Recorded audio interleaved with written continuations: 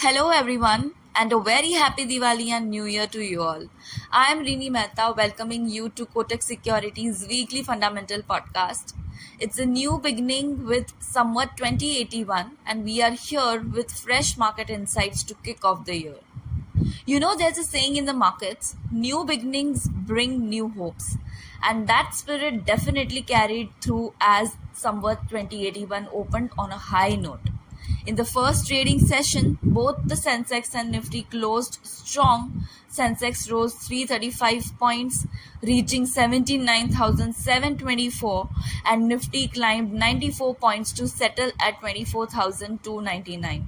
This sets quite an optimistic tone as we move forward in the financial year, doesn't it? Across the sectors, the auto index led the rally, gaining over 1.2%, closely followed by sectors like Realty, consumer durables, oil and gas, and PSU banks. In fact, all sectoral indices closed in the green, which is great news. Even Bank Nifty and financial services showed gains, though slightly smaller at 0.39% and 0.26%.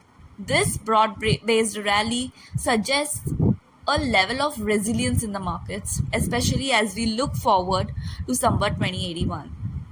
Let's take a look at what the big investors were up to. Foreign institutional investors or FIIs net sold Indian equities worth over 5,813 crores on Thursday. On the other hand, domestic institutional investors stepped in with net purchases of 3,514 crores. This shows that while global investors are cautious, domestic confidence remains strong.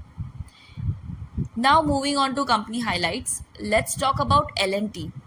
Against all odds, L&T reported a solid beat in its engineering and construction division, with revenue and EBITDA beating expectations by 6 to 7%. And what's more, their order book grew by 13% quarter on quarter, showing a strong momentum in the working capital. This is significant because L&T managed this growth despite limited spending from major clients and tightening in the Saudi market.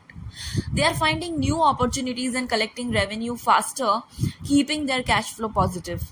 With these solid fundamentals, we've raised our core E&C earnings estimates and upgraded the stock to add rating with revised target price of 3,600. Now for our pick of the week, Zomato. Zomato's food delivery business saw a steady 21.4% growth year on year, but the real highlight was Blinkit, its quick commerce segment, which showed hyper growth with its gross order value jumping by 122% year on year. Blinkit's contribution margin also exceeded expectations, highlighting strong cost management. In other news, Zomato's board approved a fundraise of 8,500 crores through a qualified institutional placement or QIP. Essentially, they are gearing up to stay ahead in the competitive landscape. We are keeping our buy rating on Zomato with a slightly revised target of fair value of 310 rupees. That's all for this week's market highlights. Here's wishing everyone a prosperous year ahead filled with opportunities and growth. Thanks for tuning in, and until next time, keep those curiosity gears turning. This is Rini Mehta signing off.